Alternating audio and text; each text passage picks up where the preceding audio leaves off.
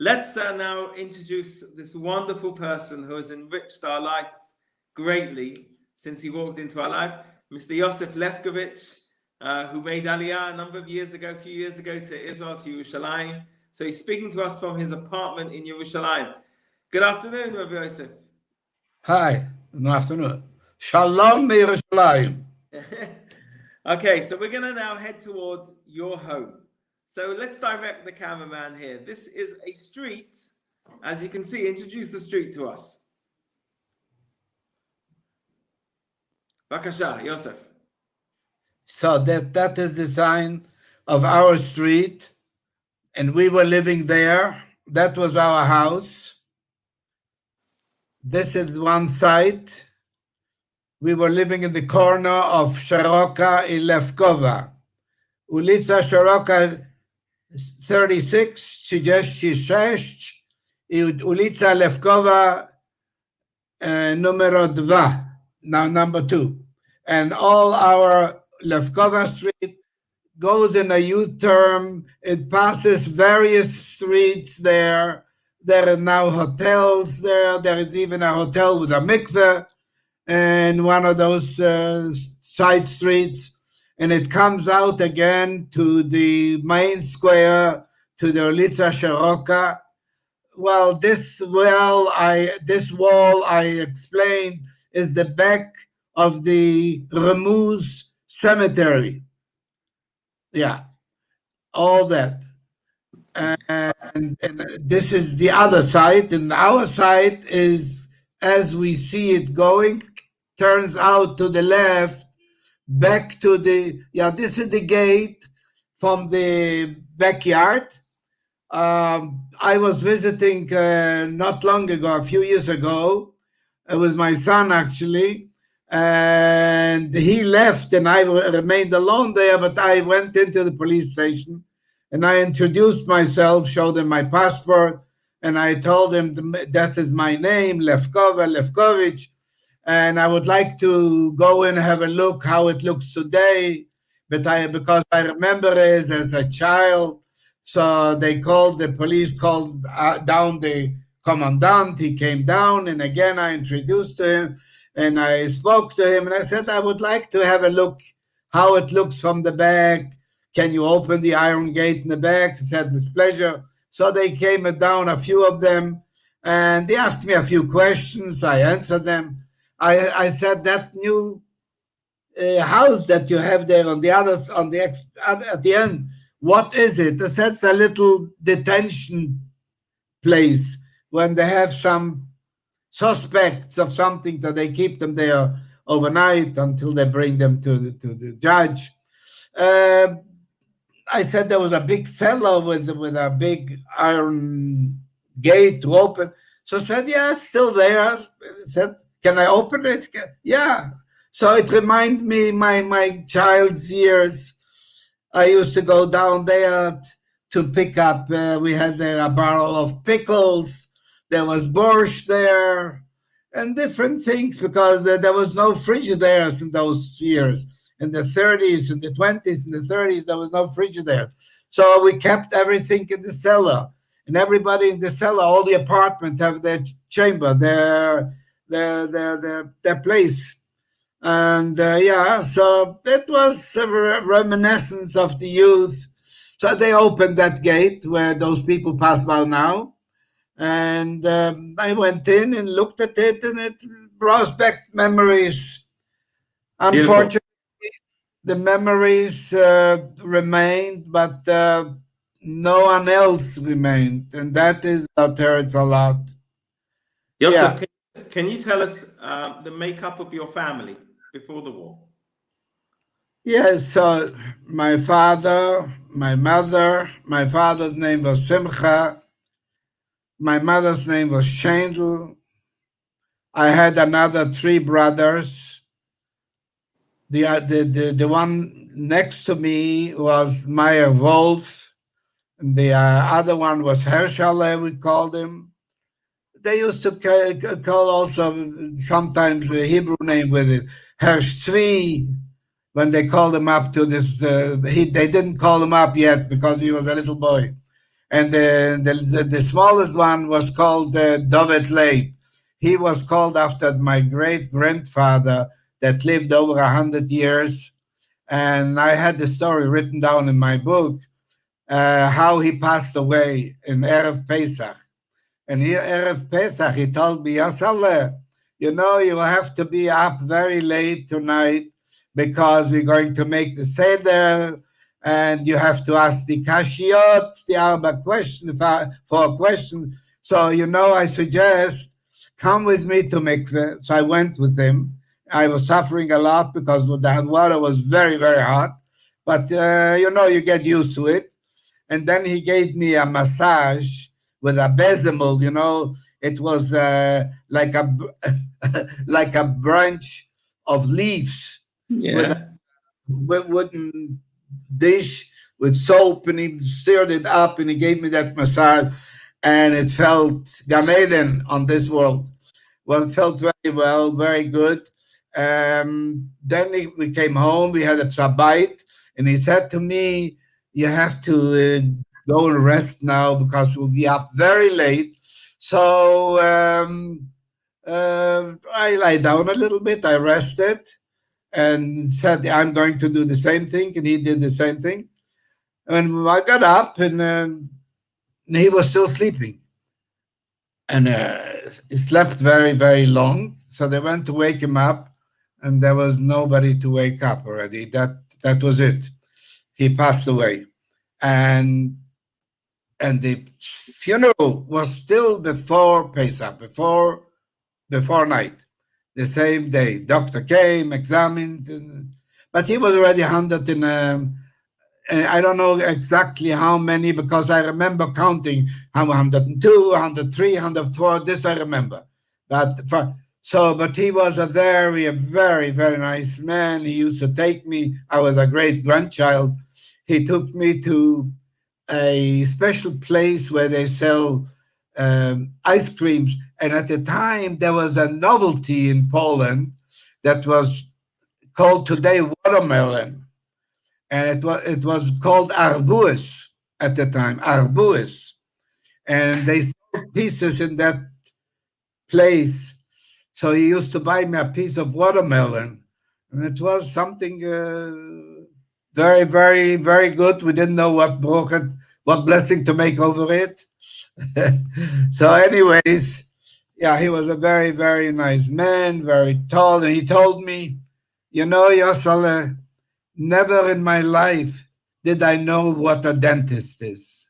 I never felt any tooth should be hurt me. And he showed me the little finger of not a nail, a fingernail ever hurted me in my life. Yeah, I was a very healthy man and a very pious man. And he had also a farm, and I used to go to his farm. It wasn't far away from Zalshitz. And in the farm, he had horses, and he had cows, and he had chicken, and he had dogs. And I used to play with all those things. And he used to take me also to the field. He showed me this is the carrots, and this is the beans, and this is the all kind of vegetables. I loved it. I went there for vacations from Krakow. When I was with my son there, I showed him actually the place, and I was trying to go to knocking doors and try to find out if there was his mayordoma, how would you say it? His housekeeper that took care of all the field and all. I tried to find, and I remember the name, and I tried to ask all the people. No one knew. Then they told me there's an old lady somewhere, she would know. I knocked at the door, spoke to her, said, I don't know anything. Yeah, Okay. so most of history, you know, is now in many places forgotten. It's nobody talks about it. The same thing happened in Plasha when I was there. I saw boys playing around with those shoe rollers, whatever, on those. Plasha had those mountains up and hills. Unfortunately, that was the places where they used to line up people and shoot them. and we were taken there to undress them and so on. I asked those people if they know the kids playing. Do you know what it was here? Oh, no, it's a very nice place. We enjoy to play here. They don't know. So we're here today, Josef, to bring back those memories in this place. Okay. So people remember where they are. So we're standing now on the corner of Chimney Street. I'm just going to explain what we're looking at. Right. Straight at the end over here, you can see what's known as the high shore. You'll see the two dots, two windows, round windows, and then a semicircle window. All of the buildings that pretty much you're seeing now in this area of Krakow are standing from the 16th century onwards. Remember, we're in a Jewish quarter which is known as Kazimierz, and that actually stems back from the 14th century. We have even roots a little earlier, but the Jews will start to settle this place, okay, from that time onwards. And they're going to build, as we said, from the 16th and the 17th century onwards, beautiful buildings that you're going to be seeing. And again, the building that's right at the end, beyond the Israeli flag that you can see flying, which is strange for those people who have not been to Poland and have not seen this, okay, to see an Israeli flag which is flying outside the Eden Hotel, one of the first places, if you want, of Jewish renewal inside the Kazimierz after the war, certainly from the perspective of a Jewish hotel that was built here. Just so you should know as well, for those of you that are familiar with Schindler's List, will be familiar with this scene too.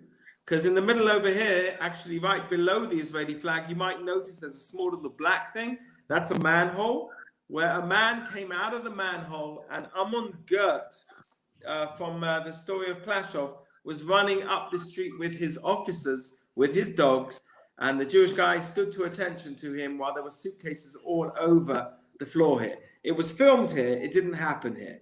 But I want to take us back now to Josef's story. So I'm going to ask you, Josef, okay, as we walk along your street, Lukasz, we're going to carry along the street.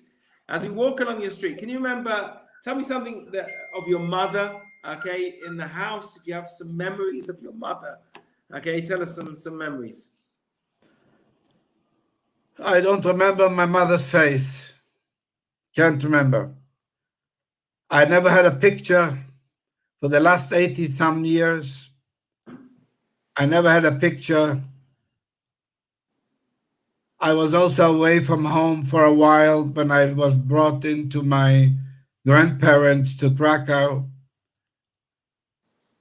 And when my family moved in back to Krakow, there was a very short life in there until the World War II broke out. So I remember my mother. I remember a silhouette, a person. She was very beautiful, that's what I know.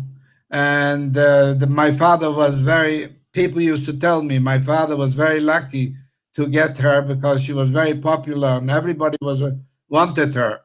My father even, when he had to go to the army, that was compulsory in Poland. But he wouldn't go to the army before he made sure that he got her, that they got engaged to her. And I remember a lot of good things that she used to make. So Adayom, till this very day, I am after those things. She used to make a moonkiefen, a poppy seed cakes. It was delicious. I'm looking everywhere to find something similar to it. I found poppy seed cake, but nothing could compare to it. It was delicious. Other things like yaptok in the chuln, all those things that I remember a lot of things from my home, and a lot of things were forgotten because all over those many years I went through many cultures, many different dishes, many different languages, many different customs. So, the memory is not that's wrong to be able to hold all the things. You register the new things, and the old thing, you don't have any. We were taken naked to the concentration camp. Everything we had with us was left there. We had nothing, absolutely nothing. when we came into the camps, when we went out from the camps, it's just nothing, just a striped uniform. And the first things that I did is to throw it up and step on it and spit on it. So much I hated it. And now I regret I should have kept it. To like a zeichel lechol, my remembrance of the Holocaust. But anyways, as we look over here, we can see the sign of your street. Okay, again, the sign, as you can see, if you can just zoom in a bit closer to the sign, so we can see the sign of your both sides, from both sides, yeah, from both sides. So the whole street was basically Levkova, named after your family. Yeah. So we have at least focus on it. You don't show it. You don't. Okay, yeah, that's going to refocus on the sign, if you can. The other one, the Levkova. Yeah, this is Sharoka. This is the main square, and that's what it is. So yeah, this is from one side. That sign. At least we have that. Yeah. Still standing of the name of your family. Now, again, you lived on that street, as we said. And if we now turn towards the Alter Shul, okay, which is a shul that's built in the 14th century that we have over here, this is a place where your uncle used to come, if I'm not mistaken. So you want to tell us your memories now about this shul? Okay. I used to daven when I was a child with my father in the Papa Shul that we showed before. We'll see it again afterwards. Oh, yeah, we'll show it again. So I used to walk, that was just a few meters from one to the other. So I used to walk into that shul, to the old shul, Alter Shul that you see now. My uncle Leibish, my mother's brother, was davening there. He was a very educated man. He used to give shiurim, lectures of the Talmud and of the Tanakh. Yeah, he was a very, very cultural man. And he was also a manufacturer, a very successful manufacturer at that time, price wealthy, a shoe manufacturer. When I was a child, I used to play in the place where he had the factory. There was a lot of stocks of leather. And I used to invite my friends, and we used to hide there, playing hide and seek, you know. So we played with whatever we could. We were hiding among those big stocks of leather. So my uncle was davening there. He was praying in this place. So when I came out from the Bobovo Stiebel, that was just a little bit away to the other side, so I went into him to say good Shabbos. And meanwhile, he had a candy or whatever to give me, and he asked me a few questions. And that was it. And I went back to the Stiebel. I went into my father's, to the Papa Shul, to see if they were finished. And if they were not finished, I would sit with my father on the bench. He had a place for me. And okay, so tell me, did you ever see? I mean, the Alter Shul was the main shul in Shiroka, and it was also the main shul in Kazimierz. It's the most important shul. Do you remember ever seeing any dignitaries coming to the synagogue? Any famous people? There were so many synagogues around there. Take the Shiroka street itself. There was every building has a Stiebel of another Rebbe, like I mentioned, the Chortgever Stiebel, the Radomska Stiebel, the Belzer Stiebel, the Bobovo Stiebel, the Gerer Stiebel, also other Rabbonim that I cannot remember. Yeah, there was one big sign on one building that there was a branch, Yeshivas Chochmeh Lublin, a branch of the yeshiva from Lublin. Every building, every house had something. So we see that now as we carry along the square. Let's keep going around the square. You can point out things now. A cheder, a mikveh. At the end of the street, there was the mikveh. Now it's an open place. We went through there. It doesn't exist. Now, all those places that I mentioned, whether it was a yeshiva or a Stiebel or a cheder, you know what they have now? The restaurants. Right, so we're going to see that now. Let me just do you know what those restaurants have? They have Jewish menus, gefilte fish, chulent, kishke, all kind of the. I read those. That was left. The Jews were gone, but the menus are being used by those places where it used to be mekoimis kedoshim, like the but the medoshim. It's all restaurants now. So let's have a look at this one, because this is one of those restaurants that you were speaking about. We just passed a second ago on the corner by the Alter Shul. We passed the Megaleh Amukot's famous house and his shul, the famous Kabbalist of Krakow. And we passed the Esther Hotel, and now we're at the Ariel. Those of us that can see, okay, through the gate, there's a set of stairs leading to the second floor. Notice now the Ariel, the second floor. What was on the second floor? Stop where you are, Lewkowicz. Okay, what was on the second floor? So on the second floor, there was the Baba Shtibel. I became a chosid, the first one in my family, with payas and with a silk kapote, a seidene beckische, and I was very proud to wear it. I felt very, very spiritually elevated to wear it, and I used to daven that shtibel over there on the second floor. And on the first floor, there was a cheese factory, and the smell was terrible. But we forgot about the smell. But we were dancing there. We were davening. We were singing. Bobiv was very known as Baal Menagim, good singers. Actually, that was one of the attraction that attracted me to Bobiv through singing, because Can you remember any of the tunes? What's that? Do you remember the tunes?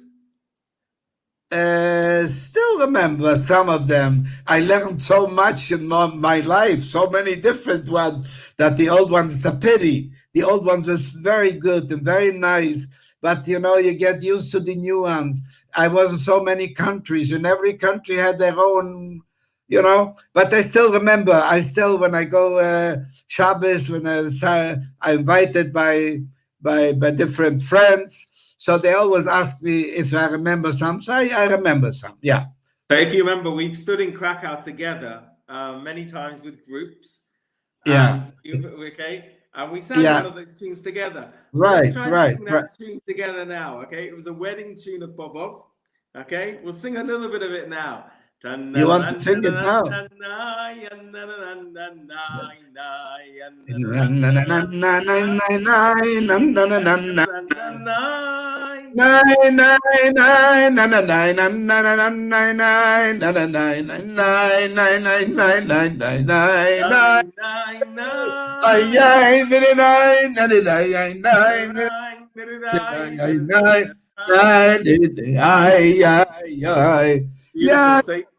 This, and there was so many others. I still remember when I used to daven many years as a Bal Tefillah, like a chazan we call it, but it's not far from chazonis, you know. I was I was always honored to lead the congregation with davening, so I used Baba Venigunim. Very nice. So you were attracted to Bobov because of the music? The music attracted me. How did I get to, when I was learning Talmud Torah, I had a friend called Wagner, David Wagner. So my family used to invite him. I was a very close friend with him. So my family used to invite him many times for Shabbat, Friday night, to the Suda. And they reciprocate,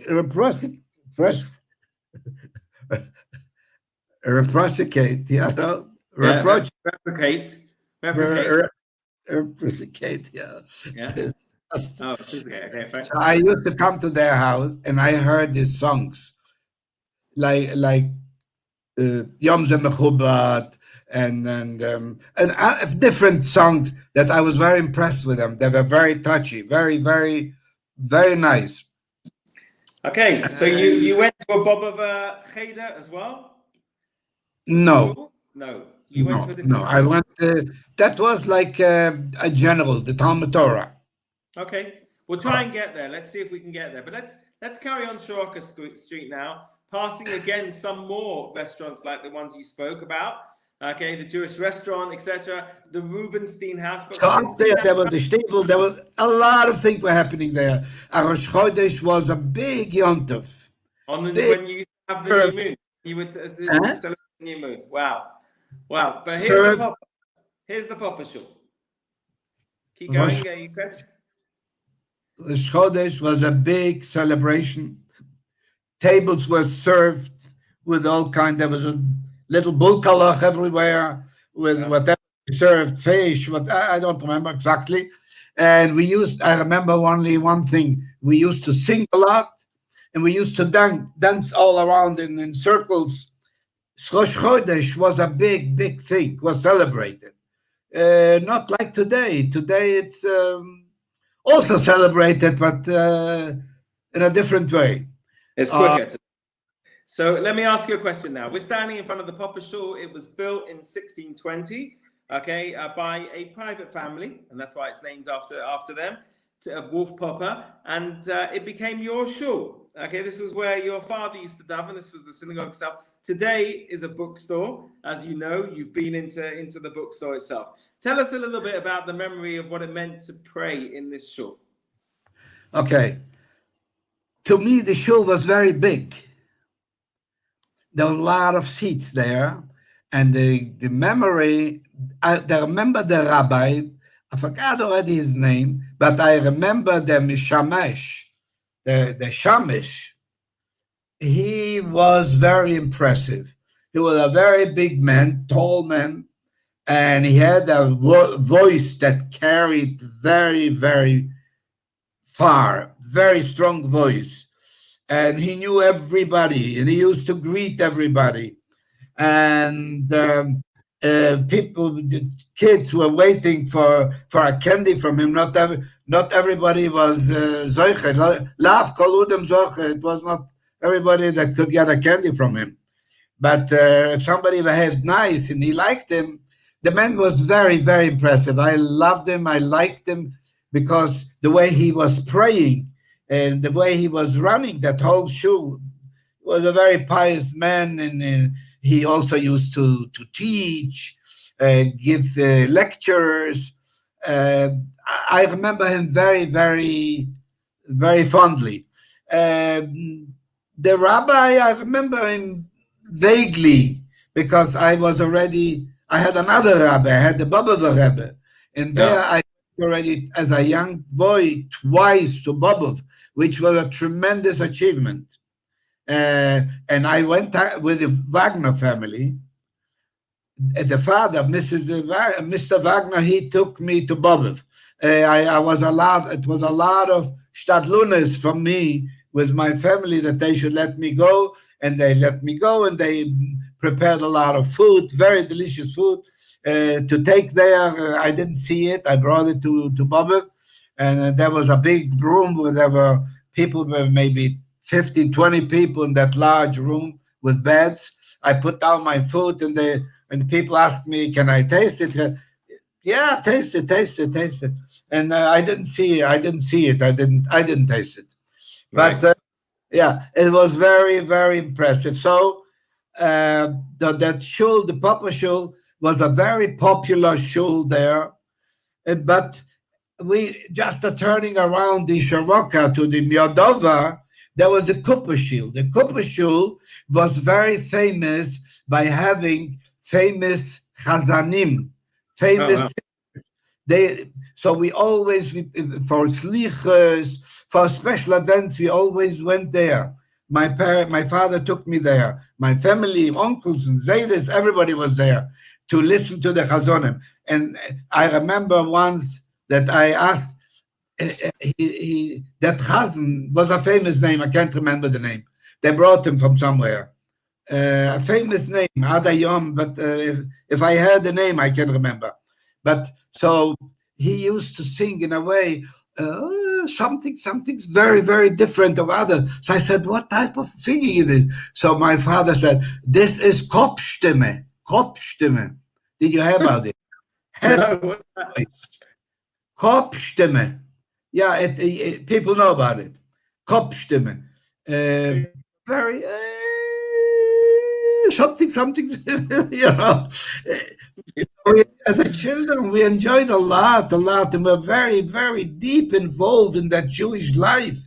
This area where we were living, that was the heart of the Jewish Krakow. So now we're another very special place in Krakow.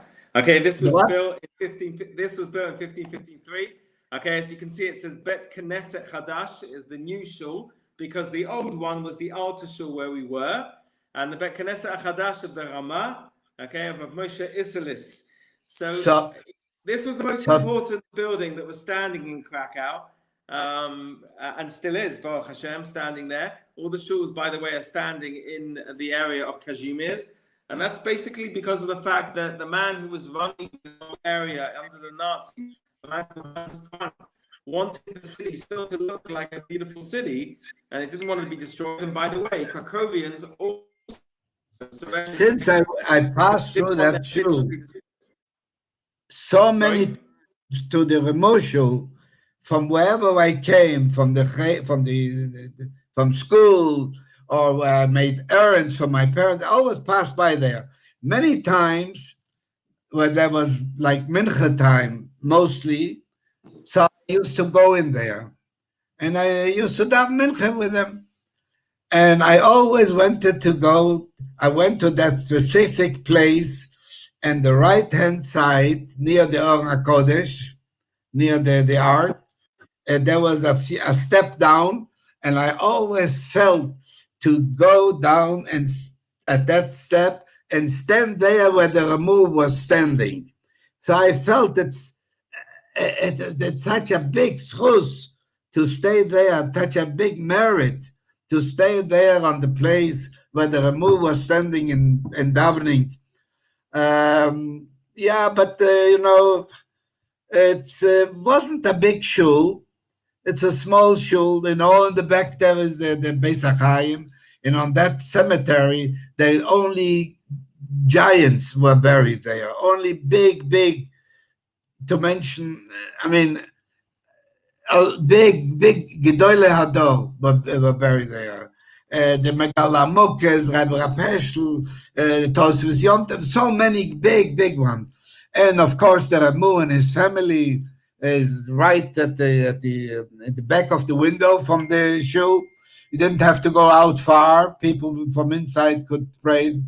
They still stand there. And there was a nice story about the Nazis needed iron for the war machine. I wrote a book about that, about the Jerozolimska cemetery that we took out. I had a miracle there. There's a side point. But also here came the Nazi, and he took some Jews, and he said, take off the iron around the Ramah's, the defense from the Ramah. So they picked with picks. It was not easy to take off that iron. So that Nazi officer, there were 2 or 3 of them there, said, bring a torch. So they brought a torch, and he showed them, bend down, he showed them, do it here, there. So they torched that place, and a spark flew into his eye, and he started yelling, screaming, and he become blind and run away. So until this very day, that fence is standing there. Right. And all kind of things, a lot of things happen there. The Ramah is very important to all of Judaism, and especially to Ashkenazi Judaism, okay, for his famous commentary called the Mapa, which of course is basically allowing us to understand concepts of halakha until this very day. I'm going to ask us to carry on because we have a little bit more time, and I want to try and get us to the Talmud Torah, okay, where we're passing now as we walk along the street here, and we're going to go out now to Miadova Street. So this is about 500 years now. Yeah, exactly. We're about 500 since, yeah. Yeah, so we're passing to the left. Those houses are still standing. They were there then. And here we go out from the Sharoka to the Miodova. So we're passing on the left-hand side now, as you can see the cemetery, which was Yeah, this is the wall of the Ramuz cemetery. Exactly. And now, if you keep going up, we'll notice one of the first, here's Chaim Cohen, all these bookstores, all these shops, my mistake, all these shops, which again are meant to be exactly as Josef was speaking about a second That ago, building says they have when he talked about the idea of different things that are taking place. Unfortunately, it's not open now, but can you just stop by the menu on the wall there, Lukasz? There should be a menu on the wall here and the menu, we'll be able to see, if we can see it closely, we'll have on there. Here we go. I'm not sure whether we'll be able to see it. Excellent. Okay. So if you can see the menu, it says Jewish, it says gefilte fish, as you can see, hummus, okay, Jewish caviar, which of course is chopped liver. Gefilte fish. Which again, they're not kosher, but they want people to think about the types of food that the Jews were eating in Krakow at the time. We're going out to a street which was just mentioned a second ago by Josef, as he talked about the Kupa Shul. It stood on the Miodova street, as did the last shul that was built in Krakow, known as the Temple. And we're going to take a left on Miodova and walk along this street over here. Now, Josef, you had lots of cousins as well, didn't you, in Krakow? They were living in all those windows that you see in those buildings. We used to wave to them. They were looking out through the window. We used to wave. We used to talk to them from downstairs, upstairs. There was a lot of them, cousins and uncles and all kind of relatives that I forgot. Try and explain for us now what it was like on Shabbat on these streets here. And Shabbat, there were no cars at the time. There used to be horses and buggies. There was not a single one. But you know what? You could see a Jew with a side and a bekishe with a streimel taking the horse somewhere to the river to drink.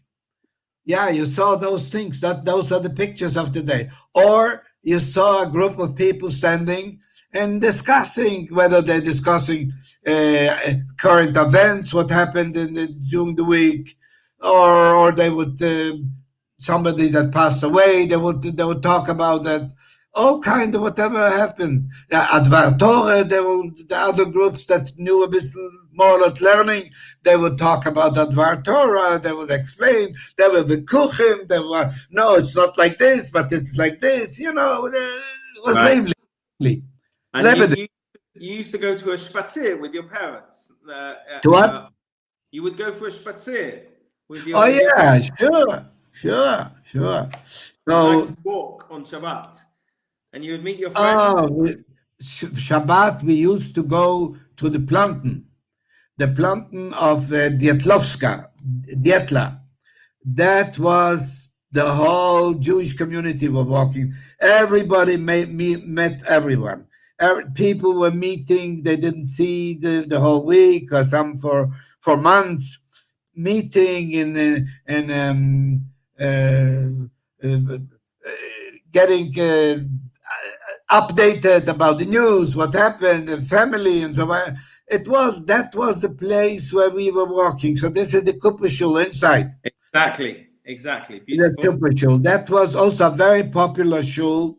There were so many shuls in the area. Wherever you turn, you have another shul. The Hoife shul, the Alte shul. There was all kinds of shuls. Rabbi Yitzchak Azekekale shul.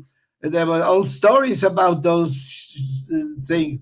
There was in the middle of the Sharoka, there was the sink-in wedding that in our times they had big walls around that sink-in where now it's just a fence. We didn't see it when we were there, but there's now a small fence. The Nazis destroyed it. It was standing for hundreds of years there. Yeah, we're carrying on now along Miodova Street, and we're going to turn up the street, which now just so that I can just point out, on the right-hand side of our picture, you're seeing the temple, okay, which is the building which is beyond the JCC that you can see today. Yeah, the temple on the right-hand side at the end, but we turn to the left as the Esther. We're going to go left to the JCC. We're just passing on our right, and now the temple. If we can for a minute, okay, look at if we can. Sorry? If Lukasz can go for a minute to the yard of the temple, I'll show him something there. There's a little plane with the name Rapkazdrui, there where I was located, and there where I brought all the children that we saved from the Right. and in that yard. You won't be able to go in, Josef, because of Corona. Unfortunately, all these buildings today are closed. But but we can look through that. Yeah. Can you see that plane? There's an airplane there. Yeah. That backyard. And of the airplane is written Rapkazdrui, and I wondered how come that name is written there. That was this place where we brought all the children, like 600 children that we saved from all different Gentile homes and institutions and monasteries and churches. We all anyway. Let me just, Josef, 1 second. Okay, Lukacs, go towards the school. I'm just going to fill people in so they understand. After the war, Josef did a number of things. And one of the things that Josef managed to do was to save Jewish children. This is not the story for today. Please watch The Survivor's Revenge and you'll be able to know his whole story. But one of the places where he took the children was to a place called Rabka. And there's a plaque inside the JCC on the airplane there that's connected. But we're going to finish off here on this street because we're now heading towards the place where your Talmud Torah was, straight along the street towards the market. Okay, this is Esteri. And your Estera. School, yeah, your school. There's a legend about the name Estera, but I'm not going into it. Okay. Your school's along here. So let's keep going towards the marketplace, Lukacs, and if you can tell about and number three, Estera. If you show me that the corner, the right-hand side, number 3, Estera, on the 3rd floor, there was my Bobby living there. And I was living there for a while until my parents came. Okay, so I'm not sure what number we're looking at now. We're going to see whether we can get to that number and then see the 3rd floor just to see your Bobby where she was living. But otherwise, we're going to continue to towards the Talmud Torah. What number is this, Lukacs? The Talmud Torah is just across the street in the corner to the left. Okay, the new white building that we see. Okay, so let's have a look at the white building on the left-hand side now. Number 3. Here we go. This is number 3. Up. We take us up to the 3rd floor. Yes, okay. the 3rd floor. Let's go to the 3rd floor. Lukacs, if you can just show us the 3rd floor, please. Okay, we can see the 3rd floor. If you just go up to the 3rd floor with the windows, and we'll be able to notice where your Bobby lived. Oh, that's the building. That's the building. That is the building. The 3rd floor. Okay. So you can see now where your Bobby lived. Big window. Now, I had a miracle there. Once I bent down and I almost fell down. Bending down all the window. I was a little boy at the time. And hardly I could return. I was almost falling down. If I fell down from that place, I'm finished. So wow. that was considered by me. I said I had a miracle. Nobody knew about it. I didn't talk to nobody about it because I would be very. They wouldn't be nice to me. So I didn't tell the story. But I had a miracle there. I bent down. I was like 3/4 out, and fine. So there I lived for quite maybe a year and a half in that place. And let's turn around now to the school. Turn to the left side. In school here. Okay, turn around to the building. 2nd floor, correct? Was the school? Am I right? No. You have to go further. You have to go to the corner. So the platform on the corner there between keep going towards the corner till the end. And we get to where the market once was. That's the corner. The market here, and this was the school. Okay, tell us about the school. So that was the Talmud Torah, and it goes all along the street to the left, and there were thousands of students at least there on different grades. And we learn everything there. We learn not for long, but we learned arithmetic, we learned geography, we learned many things, and we learned mostly Jewish, Chumash, Rashi, davening, a little bit of Talmud that I could remember. We started to, as we learn now, also Psochim, the tractate of Passover.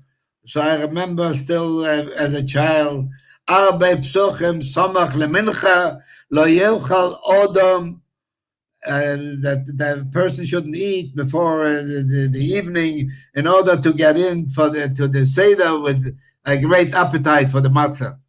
Yeah. So that was one of my Rebbe was Eliakim. I don't remember anymore, and the other was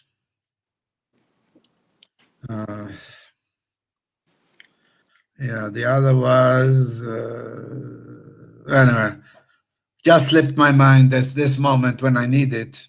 A minute later, I'll remember. Yeah. So I'm going to end off by saying this to you, Josef, because we're running out of time, and I want you to number one, this is the end of a weekend full of activities that we've done for Asara B'Tevet, which we started already on Thursday night and ending today, connected to, of course, Yom HaKadosh HaKlali, a day that we commemorated on Friday, the fast day of Tevet, which is connected to all those people who perished in the Holocaust. I need to say, number one, what you've done for us today is Chadesh Yameinu Kekedim. You brought back what it once was to live and walk in these streets over here, and the memories of it, and the memories as well of your family. And I'm sure you've got lots more to be able to tell us. By the way, see that building there? It's a very building. It goes all along the street. If Lukash could go along the street, he will see that extend and there were a lot of people, a lot of students there, big building. And to the right-hand side, you have the Platz Novi, where there were all the things for Shabbat, fish and chicken and shochtim and fruits and vegetables. The Platz Novi, the round square thing. It was home at once. It was home. It brings memories. Whenever I go there, I have so many memories. When you need them, when you have to talk about them, it's they don't always come to your mind. But there's a lot. It was all Jewish, every step. Unfortunately, when the Nazis came, all those cobblestones were full of Jewish blood. Yeah. So once again, I'm gonna say to you, we have to remember the good times, the life that there was, and as well as, unfortunately, the tragedy that took place, and this Talmud Torah that we can see quite clearly now how big it was, and how many of your friends and the pupils of the Talmud Torah unfortunately died in the Shoah. Absolutely, from a perspective of what we've lost, it's a very big thing for Jewish people. Not even one that I had survived. I had this Wagner Bobova. I asked the Bobova Rebbe after the war, any one of those Wagners? None. No. None. I was left like alone in the world. I didn't see anyone that I ever met or knew. It was not easy. Right. Surviving. So I want to again, Josef. We're going to have to finish that. So I want to thank you really for bringing us back to your hometown. Okay, bringing life back to these streets as we walk past the Kuppah and the high shul, which is off to our right hand side as well. So I want to thank you very, very much. Number one is that we wish you that HaKadosh Baruch Hu should give you the strength to continue doing what you've done for so many people on different JRoots journeys. And different organizations that have managed to hear you over the years. It's been a real pleasure. Five times last year I was in Poland with group. That's maybe 1,000 altogether. It was before that Corona, and it did a lot of good. How much and how many were inspired and changed their life. They even made a song. That how much their life was changed, and it was very important, and I was very, very encouraged by it. because I saw that the people don't know, and if you don't tell them, they will never know, and they will not know what to tell their children either. So memory will be totally erased. So it was very, very important. Hopefully one day the world will come back to be a normal world, and we could still inspire a lot of people and bring them back to Yiddishkeit. That is my big hope. And as long as the Rabbeinu Shalom, God will give me strength, I'll use it to try to inspire Jewish youngsters. They need it terribly. They long about it. They know that they're missing something. They have all the material things. They have everything. Nothing is missing, but they miss something. They don't know what they miss. And we tell them that what you're missing is spirituality. You have to believe in God. I had a lot of them. I don't believe in God. I don't believe. How could you make me believe in God? I said, you know what? You see me, I see you. I speak to you. You speak to me. That's God. Without God, we wouldn't be able to do that. Anyway, and we went to a lot of discussions, and it feels very, very, very impressive and a very Baruch Hashem. As long as I can do it, I'll do it. So I want to thank you on behalf of me, JRoots, that we've managed to bring you back here, and again for everything you've done for the organization. It's been a bracha every single time that we get to speak to you. We wish you that you should stay safe. The Kadosh Baruch Hu should give you the chisun, the injection, very soon, okay, and that you'll be able to once again be able to inspire in person many, many more thousands of people. So I want to thank everybody for watching this evening. I want to thank Lewkowicz as well for going through the streets of Poland, and we wish him congratulations on the oncoming baby that, God willing, he'll have next week or the week after. And thank you very much to everybody. Last word. I want just to thank JRoots, because I am very much aware of what they are doing. They're a tremendous organization, and they deserve a lot of help. Whoever can help them is a very good thing, because they do a tremendous work.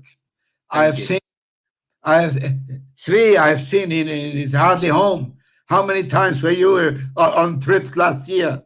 50, 40 times? Better nobody knows. Every week, every second week? Something like that. Yeah, so you have to thank your family. That deserves a lot of credit that they let you do all those things, missing you. But on the other hand, when you come home, you have a tremendous reception. Thank you. Okay, so thank you very much to everybody, and we're going to close the session now.